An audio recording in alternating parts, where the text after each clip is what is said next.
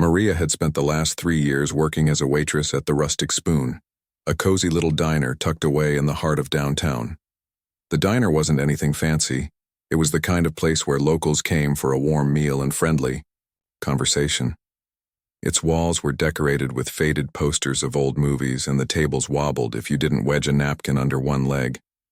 But despite its quirks, it had charm, and Maria loved it there. She had grown close to the regulars, memorizing their favorite dishes and knowing exactly when to refill their coffee cups without being asked. One rainy Tuesday afternoon, just as Maria was about to take her lunch break, the doorbell jingled, signaling a new customer. She glanced up from wiping down the counter and saw a man walking in.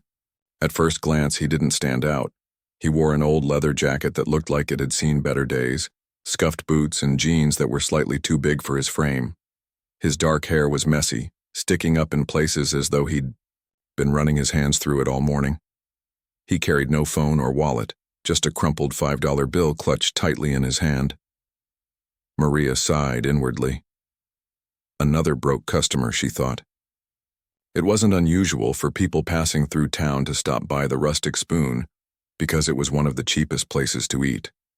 Still, she plastered on her usual smile and grabbed a menu before heading over to his table near the window. "Hi, there," she said brightly. "Welcome to the Rustic Spoon. Can I get you started with something to drink?" The man looked up at her, and for a moment, Maria felt caught off guard. His eyes were sharp, piercing blue, almost unnervingly so, and they seemed to study her face with an intensity she couldn't quite place. But then he blinked, breaking the spell, and gave her a small nod. "Just coffee," he said, his voice low and gravelly. "And maybe some toast if that's okay." Maria raised an eyebrow but kept her tone light. "Coffee and toast? You sure? We've got some great specials today. Our chicken pot pie is pretty popular." He shook his head, firmly. "No thanks, that's all I need." Something about him struck Maria as odd. Most customers who came in looking for cheap meals ordered the biggest thing on the menu, a burger, fries, or even a slice of pie, to make the most of their money. Coffee and toast? That was practically snack-sized. Still, she didn't pry. Instead, she scribbled down his order and headed back to the kitchen, glancing over her shoulder once to see him staring out the rain-speckled window. When she returned with his coffee and toast, she noticed he hadn't touched the menu she'd left on the table. Instead, he was watching the other patrons, the elderly couple sharing a plate of pancakes, the young mother trying to coax her toddler into eating scrambled eggs. His gaze flitted from person to person, lingering just long enough to make Maria wonder what he was thinking. Was he casing the joint? No, that was silly. This was the Rustic Spoon, not some high-stakes casino. What could anyone possibly want here? "Here you go," she said, setting the steaming mug and plate of buttered toast in front of him. "Let me know if you need anything else." "Thanks," he muttered, barely looking at her. He reached for the coffee cup and took a slow sip, his eyes narrowing slightly as though testing the temperature. Then he picked up the toast and began nibbling at it methodically, never taking more than a bite at a time.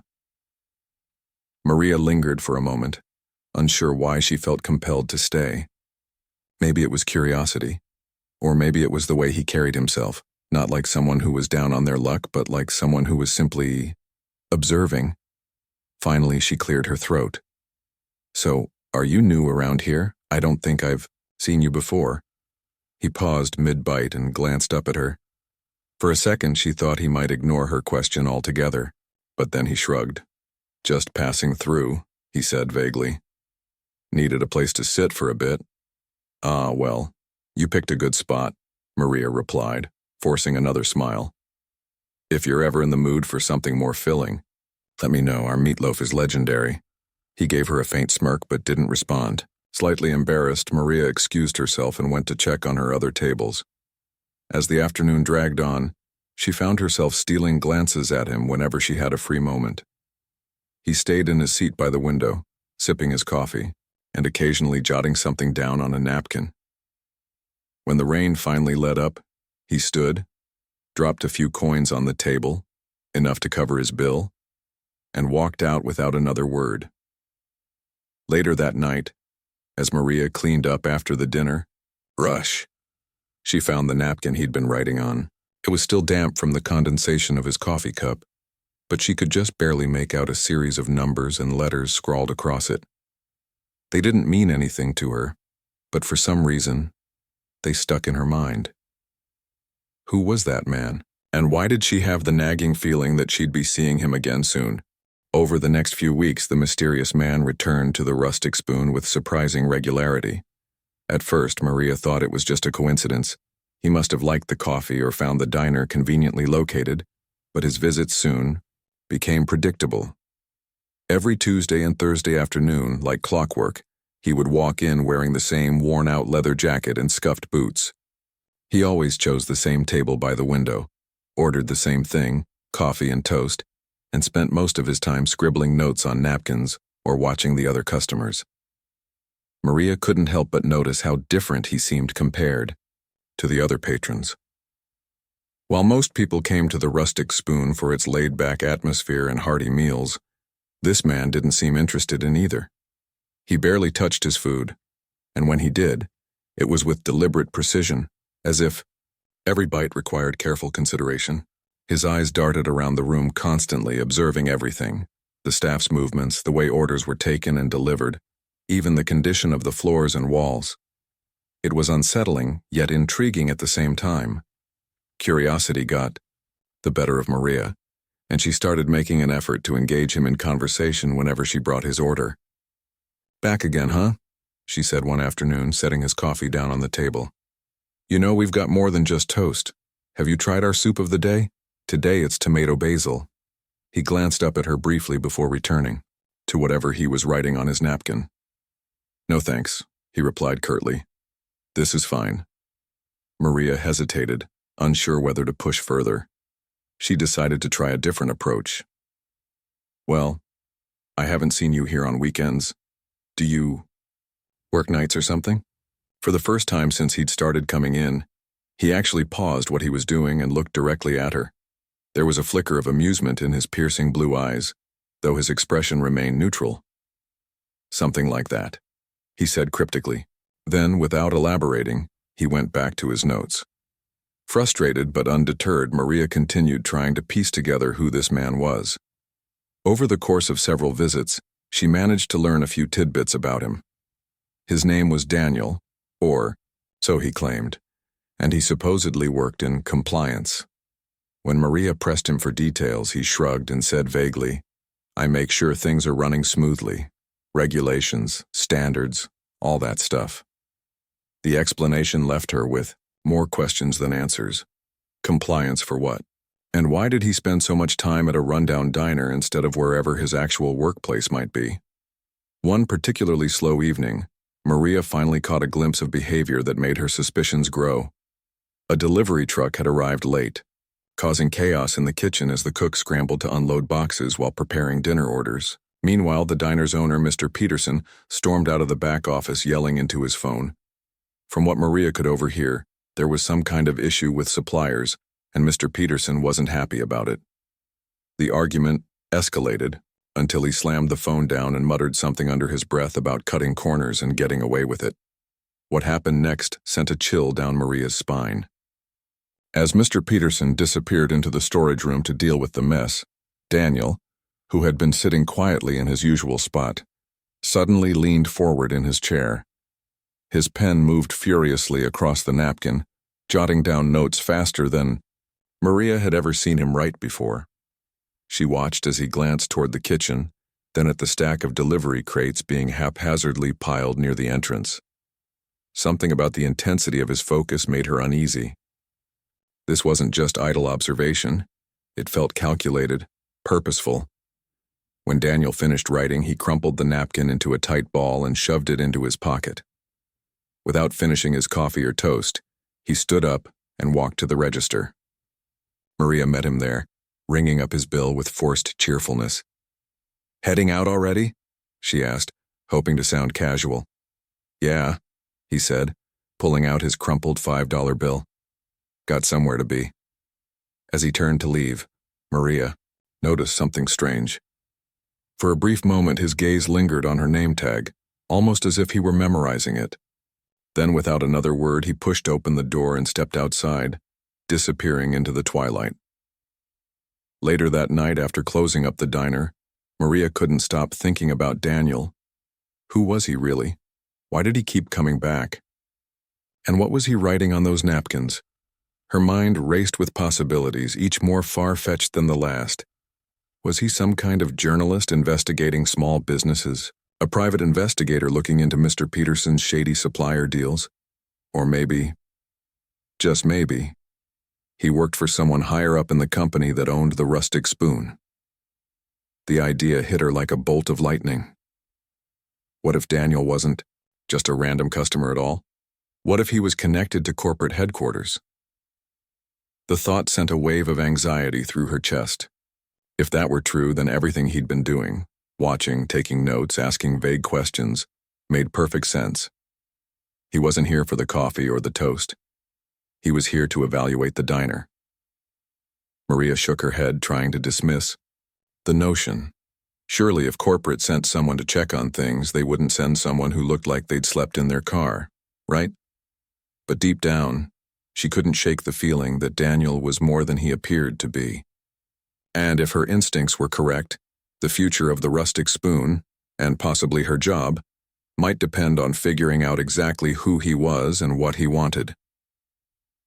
That night, as she lay in bed staring at the ceiling, Maria resolved to stay vigilant. Whatever Daniel's intentions were, she needed to be prepared. Little did she know her world was about to change in ways she could never have imagined. A week had passed since Maria last saw Daniel, and life at the Rustic Spoon seemed to settle back into its usual rhythm. The mystery of the man in the leather jacket began to fade from her mind, until one fateful morning when chaos erupted without warning. It started with a knock on the diner's front door just as Maria was setting up for the breakfast rush. She glanced at the clock. It was barely 8 o'clock. Who could possibly be visiting this early? Peering through the glass, she saw 2 men in dark suits standing outside, holding clipboards and looking far too official for her liking. Before she could react, Mr. Peterson appeared from the kitchen, his face pale as he hurried to unlock the door. "Health inspectors," he muttered under his breath as he ushered them inside. "Act normal, everyone." Maria froze. Health inspectors? This had never happened during her time at the Rustic Spoon. Sure, the place wasn't perfect. The floors were scuffed, the paint on the walls was chipped, and the freezer occasionally made a strange humming noise. But no one had ever complained about cleanliness or safety before. What could have prompted such an unexpected visit? As the inspectors began their rounds, Maria watched nervously from behind the counter. They moved, methodically through the dining area, jotting notes and snapping photos. One of them pointed out a crack in the tile near the entrance, while another squatted down to examine the baseboards where crumbs often accumulated. When they entered the kitchen, the tension in the air became palpable. Cooks scrambled to tidy workstations, but it was clear that years of neglect couldn't be fixed in a matter of minutes. Then came the bombshell.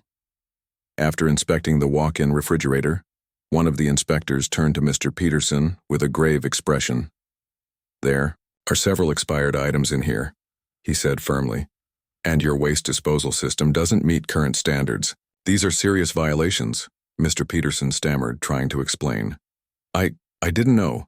I'll fix it right away, I promise." But the inspector wasn't swayed. "We'll need to document everything and report back to corporate headquarters. Expect follow-up action." The phrase corporate headquarters sent a jolt through Maria. Her thoughts immediately went to Daniel. Could this somehow be connected to him? Had his cryptic observations and scribbled notes led to this moment? As much as she tried to dismiss the idea, the timing felt too coincident to ignore. Later that afternoon, just as the staff was cleaning up after lunch service, the bell above the door jingled again. Maria looked up, half expecting to see the inspectors returning. Instead, she froze when she saw Daniel step inside. Only this time he wasn't wearing his scruffy leather jacket and scuffed boots. Instead, he was dressed in a crisp navy blue suit, his hair neatly combed and his posture exuding authority. Gone was the unassuming demeanor of the quiet coffee drinker. In its place stood someone who radiated confidence and power. Maria's heart sank. She wanted to believe this was still the same man who'd sat by the window sipping coffee, but deep down, she knew better. Something about his transformation confirmed her worst fears. He hadn't been an ordinary customer at all. Daniel approached the counter, his piercing blue eyes locking onto hers. For a brief moment, Maria thought he might acknowledge their previous interactions or at least offer some kind of explanation. But instead, he addressed the entire room. "Good afternoon, everyone," he said, his voice steady and commanding. "My name is Daniel Grayson, and I'm a regional compliance officer representing corporate headquarters. I've been monitoring the Rustic Spoon over the past few weeks, and unfortunately, my findings align with today's inspection results." Gasps rippled through the small crowd of employees. Some looked confused, others angry, but Maria simply felt numb. All those times she'd served him coffee and toast, joked about the specials, tried to make small talk, he'd been evaluating them the whole time. And now, he was here to deliver the verdict. Daniel continued, his tone professional but firm. "Due to repeated violations of health and safety regulations, as well as operational inefficiencies, we have no choice but to take immediate corrective measures. Effective today, certain positions will be terminated and others will undergo restructuring. You'll each receive formal notifications shortly." Maria's stomach churned as he scanned the room, his gaze lingering on her longer than anyone else's. Why was he looking at her like that?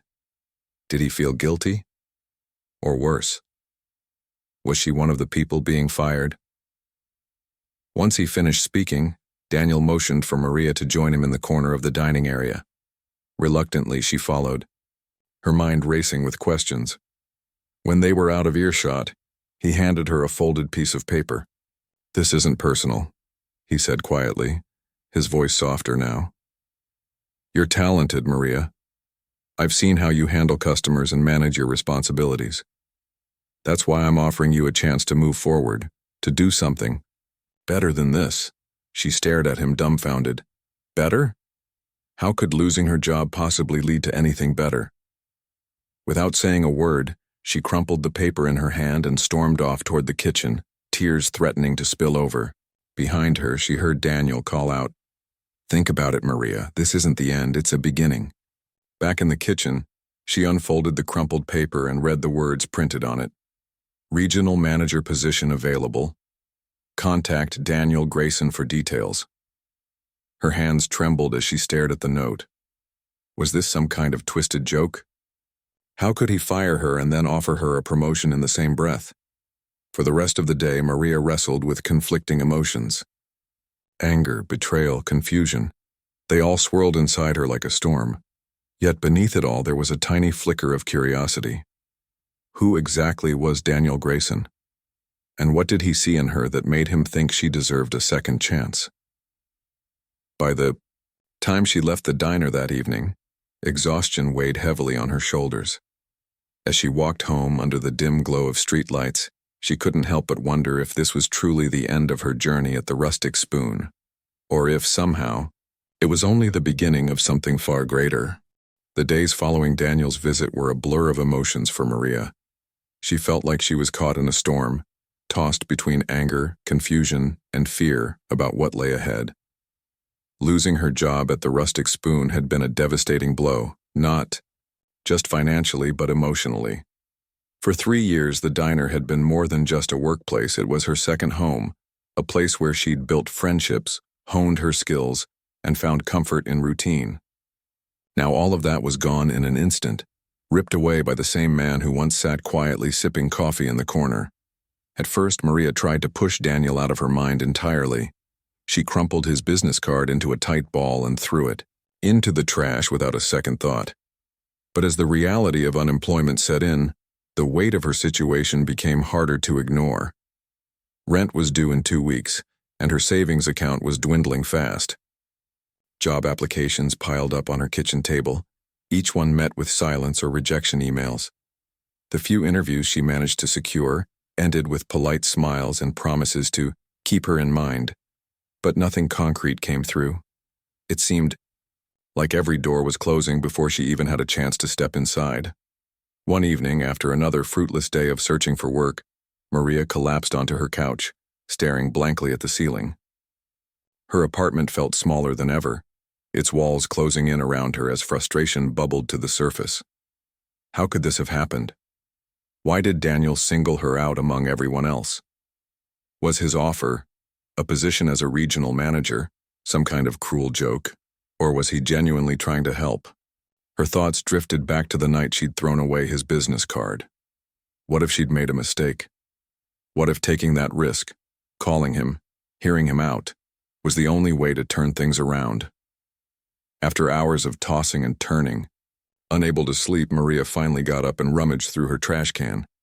Sure enough, there it was, Daniel's card, slightly smudged but still legible.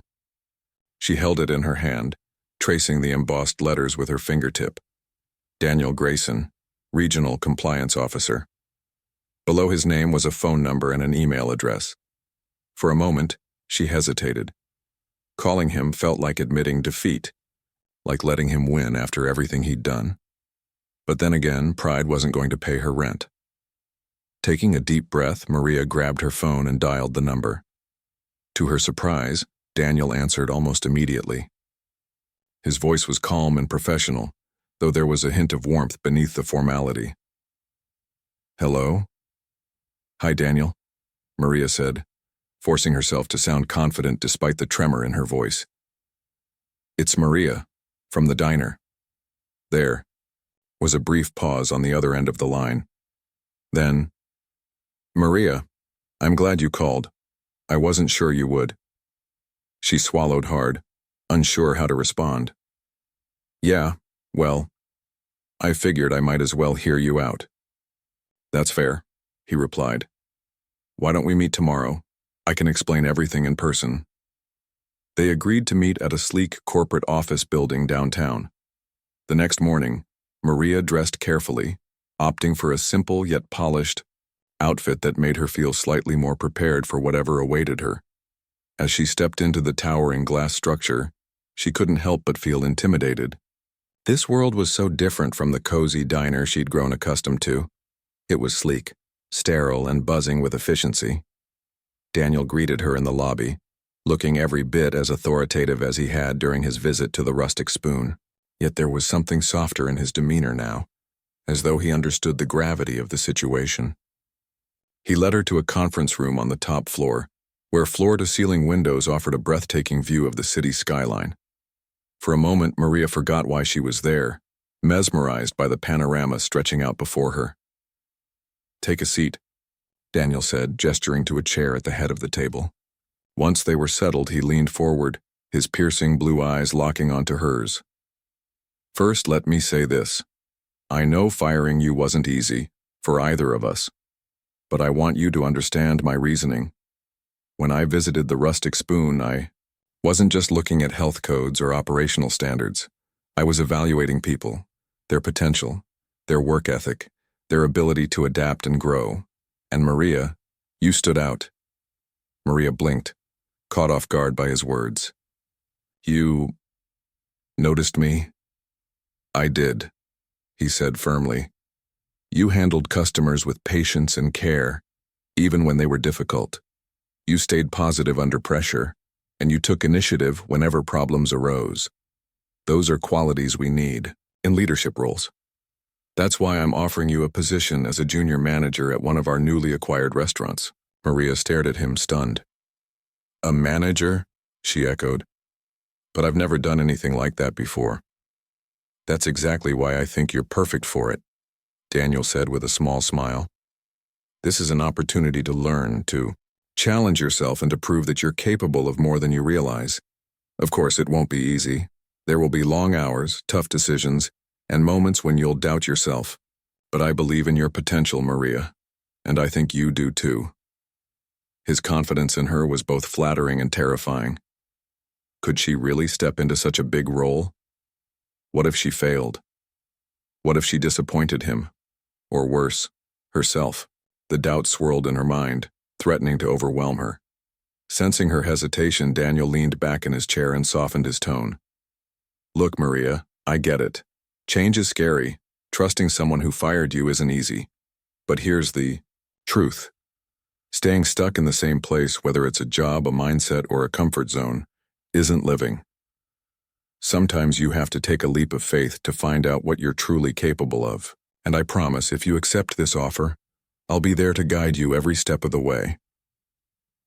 Maria sat in silence for a long moment, weighing his words.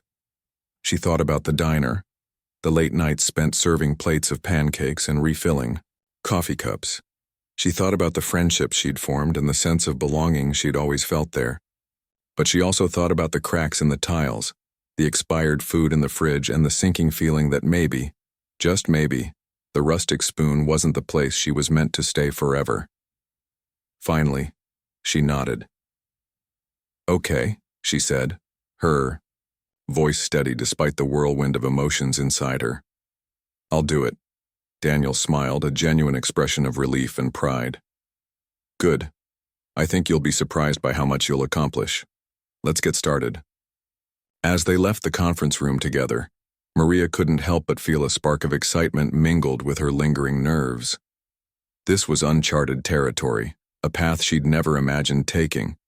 But for the first time in weeks, she felt a glimmer of hope, a sense that perhaps being fired wasn't the end of her story but the beginning of something far greater. Maria's first day in her new role as a junior manager was overwhelming, to say the least. The restaurant she'd been assigned to, a newly acquired upscale bistro called the Willow Room, was nothing like the Rustic Spoon. Gone were the mismatched chairs and faded posters. Instead, sleek leather booths lined the walls, crystal chandeliers hung from the ceiling, and the menu featured dishes with names Maria could barely pronounce. It was elegant, polished, and intimidatingly perfect. Daniel had warned her that there would be challenges, but nothing could have prepared Maria for the whirlwind of responsibilities that awaited her.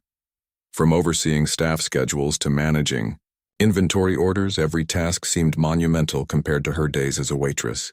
On top of that, she had to learn how to interact with customers who expected not just good service but exceptional service. These weren't people looking for a quick meal, they were dining for an experience, and it was Maria's job to ensure they left feeling satisfied. Her initial days were filled with missteps. She accidentally double-booked reservations one evening, leaving a table of irate guests waiting far too long for their seats. Another time, she miscalculated the amount of fresh produce needed for the week, resulting in a shortage of ingredients during peak hours. Each mistake weighed heavily on her, making her question whether she'd made the right decision in accepting the position. But Daniel remained patient, offering guidance without judgment whenever she faltered. "You're doing fine," he told her one afternoon after a particularly rough lunch service. "No one expects you to master this overnight, just keep learning." His reassurance helped, but what truly kept Maria going was her determination to prove herself, not just to Daniel, but to herself. Slowly but surely, she began to adapt. She started paying closer attention to details, jotting notes in a small journal she carried everywhere. When a customer complained about slow service, she didn't shy away from addressing the issue directly. If a server struggled with a difficult patron, she stepped in to mediate. Over time, her efforts paid off. Staff members began approaching her with questions rather than complaints, trusting her judgment more and more. Even the regular patrons noticed the change, complimenting her attentiveness and professionalism. One evening, as Maria reviewed the day's receipts at her desk, she realized something remarkable. She felt proud of herself. For the first time in her life, she wasn't just surviving, she was thriving. And while she still missed the simplicity of the Rustic Spoon, she couldn't deny the excitement of stepping into a world where growth and opportunity were limitless. But it wasn't just her professional life that transformed. Her relationship with Daniel evolved too. At first, their interactions had been strictly businesslike. He was her mentor, guiding her through the complexities of management. But as weeks turned into months, they developed a mutual respect that bordered on friendship. They shared stories over coffee breaks, discussing everything from industry trends to personal aspirations. Maria learned that beneath Daniel's authoritative exterior lay a man driven by a desire to uplift others, much like he'd done for her. One rainy afternoon, as they sat together reviewing quarterly reports, Daniel leaned back in his chair and studied her thoughtfully. "You've come a long way, Maria," he said. "I knew you had potential, but even I'm impressed by how quickly you've adapted." Maria smiled, though a hint of self-doubt lingered in her tone. "It hasn't been easy. Some days I still feel like I'm faking it." "That's normal," Daniel replied. "Imposter syndrome is something everyone deals with, no matter how successful they become. The key is to focus less on perfection and more on progress." His words resonated deeply with her. Progress. That was exactly what she'd been striving for. Every challenge she faced, every mistake she corrected, brought her one step closer to becoming the leader she aspired to be. And as she reflected on her journey so far, she realized that Daniel hadn't just given her a job, he'd given her a chance to redefine herself. By the end of her first year in the role, Maria had accomplished things she never thought possible. Under her leadership, the Willow Room saw a significant increase in customer satisfaction ratings, earning recognition as one of the city's top dining destinations. Employees praised her approachable yet decisive management style, and corporate headquarters took note of her achievements, awarding her Employee of the Year honors. Standing on stage at the annual company gala to accept the award, Maria felt a surge of gratitude, not just for her success, but for the winding path that had led her here. As she scanned the crowd, her eyes met Daniel's. He gave her a subtle nod, pride evident in his expression. In that moment, Maria understood that none of this would have been possible without him, without his belief in her potential, his willingness to take a chance on her when she least expected it. Yet, as she clutched the trophy and listened to the applause, Maria also knew this wasn't the culmination of her journey. It was simply another beginning, a reminder that growth never truly ends. With each challenge overcome, she grew stronger, wiser, and more confident in her abilities. And as she stepped off the stage, ready to tackle whatever came next, she felt certain of one thing. She was no longer the same woman who'd served coffee and toast to a mysterious stranger in a worn-out leather jacket. She was someone entirely new, and she owed that transformation to the courage to embrace change. The courtroom verdict reverberated far beyond the walls of the Justice Building, sending shockwaves through the city and beyond. Clara Hargrove, once a figure of authority and fear, was now a convicted criminal, sentenced to prison for her crimes. The judge presiding over the case delivered a stern lecture before handing down the punishment, emphasizing that her actions had not only harmed individuals, but also undermined public trust in law enforcement. "Your conduct has tarnished the badge you swore to uphold," he said, his voice firm and unyielding. "For that, there must be consequences." Clara's fall from grace became national news, dominating headlines and talk shows for weeks. Commentators debated whether her conviction marked a turning point in the fight against police misconduct, or if it was merely an isolated victory. For many, it represented hope, a rare instance where accountability had triumphed over impunity. Social media buzzed with reactions, as hashtags like Justice Prevails and Oscars Accountability Matters trended alongside photos of Judge Marcus Reed leaving the courthouse, his expression calm but resolute. But for Judge Reed, this wasn't the end. It was only the beginning. He knew that convicting one officer, no matter how egregious her actions, wouldn't dismantle the systemic issues plaguing law enforcement. True change required more than punishment. It demanded systemic reform, education, and a cultural shift within institutions that had long resisted scrutiny. With renewed determination, Judge Reed threw himself into advocacy work, partnering with organizations dedicated to promoting transparency and fairness in policing. He traveled across the country, speaking at conferences, town halls, and universities about the importance of accountability. His speeches were powerful yet measured, blending personal anecdotes with hard data to illustrate the scope of the problem. "What happened to me wasn't unique," he often said. "It happens every day to people who don't have a platform, who don't have a voice. That's why we need to keep pushing, not just for ourselves, but for them." Judge Reed's efforts inspired others to join the movement. Activists organized marches, demanding reforms such as mandatory body cameras, independent oversight boards, and stricter penalties for misconduct. Lawmakers introduced bills aimed at increasing transparency, some of which bore Judge Reed's fingerprints. One landmark piece of legislation, dubbed the Reed Act, required all police departments to implement bias training programs and establish clear protocols for investigating complaints against officers. It passed with bipartisan support, marking a significant step forward in the fight for justice. Meanwhile, Clara's imprisonment served as a cautionary tale. Once celebrated as the Iron Fist, she now faced the harsh realities of life behind bars. Her fellow inmates recognized her immediately, thanks to the media coverage surrounding her case. Some taunted her, calling her Judge Slapper and mocking her downfall. Others ignored her altogether, treating her with the same disdain she had once shown to those she deemed beneath her. For Clara, the isolation was unbearable. She spent hours reflecting on her choices, though whether out of genuine remorse or self-pity remained unclear. Her family struggled to cope with the aftermath as well. Tom, her estranged husband, found solace in therapy, working through years of suppressed anger and guilt over staying silent about her behavior. Emily, their teenage daughter, channeled her emotions into activism, joining youth-led movements advocating for police reform. Though she still harbored resentment toward her mother, she used her pain as fuel to drive positive change. "I don't want anyone else to feel the way I do," she told reporters during a rally. "We can't let this happen again." As months turned into years, the ripple effects of Clara's conviction continued to spread. Prosecutors revisited old cases handled by her, overturning convictions and freeing innocent people whose lives had been destroyed by her misconduct.